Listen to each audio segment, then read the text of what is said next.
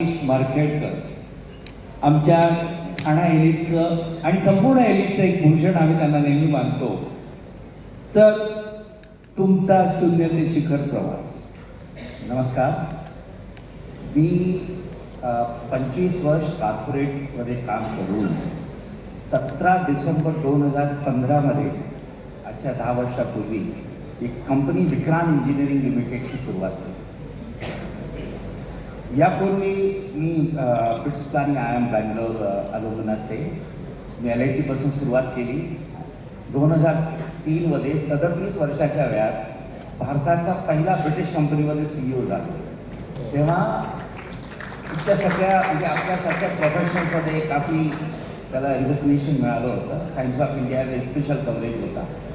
तर त्यानंतर मी 2 वर्ष बाहेर राहून इंडियाला बाहेर परत आलो. होतं काय की आपण आहे ना आपल्या केरियरमध्ये सगळं करतो, CEO बनतो, सगळं काही होतो, पण आपल्या आईवडिलांना आपण इथे सोडून जातो. आपले आईवडील इतकं आपल्या करतात आणि आपण केरियरच्या नादामध्ये आईवडिलांना सोडतो. मी U-टर्न घेतला 2 वर्षानंतर. After working as a CEO in $5 billion company, पूर्ण जगाचा CEO होतो त्या ITC कंपनीमध्ये. I came back to India to सर्व 4 companies in India as a CEO. मग 13 वर्ष CEO खूप काम केलं. तर म्हटलं बघा आता काय, आता ॲट द एज ऑफ 50 वर्षाच्या वयात 17 डिसेंबर 2015मध्ये मी विक्रांत इंजिनिअरिंग इस्टॅब्लिश केली. ते पण कसं केलं, त्याच्या आधी काय की मी जेव्हा बजाजमध्ये CEO आणि प्रेसिडेंट होतो, मोदीजींनी मला मेक इन इंडिया एक्झिक्युटिव्ह काउन्सिलमध्ये देशातनं 9 लोक सिलेक्ट केले होते. त्यांनी मला पण सिलेक्ट केलं होतं. तो executive council member make in इंडियामध्ये झाल्यानंतर खूप कॉन्फिडन्स आला की मोदीजींनी काही पाहून निवडलं असेल. रिपोर्ट पब्लिश झाली. त्यात सौरभ मुखर्जी म्हणून खूप चांगला एनालिस्ट आहे, बिझनेस एनालिस्ट आहे, इन्व्हेस्टर गाईड करतो तो.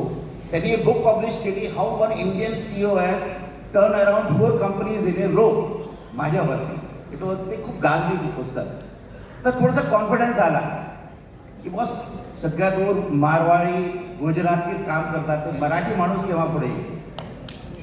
तर 50व्या वर्षात मी विक्रांत इंजिनिअरिंग इस्टॅब्लिश केलं आणि एक स्टेटमधनं सुरू केलं होतं. आज आम्ही 22 राज्यात, मागच्या वर्षीपर्यंत 104 लोकेशनमध्ये आम्ही काम करत होतो. आता 150 लोकेशन अजून झाले. त्यात 250 लोकेशन जास्त आम्ही इंडियाच्या 22 स्टेट्समध्ये काम करतो. आम्ही EPC म्हणजे टर्नकी प्रोजेक्ट घेतो. Power, substation, transmission line, solar, railway, metro, water, हे 4 सेगमेंट आम्ही. आणि 10 वर्षात 1.5 वर्ष प्रिपरेशनमध्ये गेला, 1.5 वर्ष कोविडमध्ये गेलं. हे प्रॅक्टिकली 7 वर्षात 0 to दिस इयर 1400. पण आजच्या तारखेत 5,000 कोटीचे ऑर्डर अनएक्झिक्युटेड आहे आमच्याजवळ. जर मी LD वाचवायला केलं तर पुढच्या वर्षी FY27 मिनिमम 2500 टर्नओव्हर राहिले. टर्नओव्हर महत्त्वाचा नाही आहे, तो प्रवास जो असतो, तो 7 वर्षाचा प्रवास. टुडे विक्रांत आम्ही इंडियाच्या टॉप 5-6 EPC कंपनीमध्ये आलेलो आहे.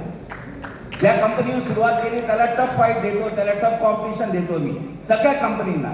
KEC, Kalpataru, L&T and then Bajaj, all सगळ्या कंपनीजमध्ये. पण काय की स्वतःच सुरू करू. आणि माझ्या फॅमिलीमध्ये कुणी आजपर्यंत बिझनेसचं टी नाही माहिती.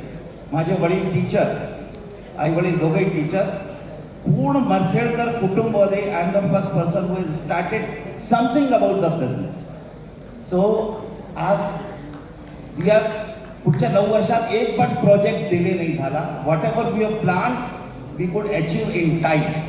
मागच्या वर्षी IPO आणला. आम्ही दरवर्षी जे थोडंसं प्लॅन केलं होतं आम्ही सगळं अचीव केलं.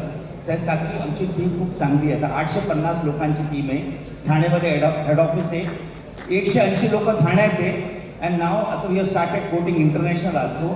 आता मी 5-6 हजाराचे इंटरनॅशनल कोट, आता 2-3 IPO आल्यानंतर 2-3 प्रोजेक्ट कोट केले. So result is awaited.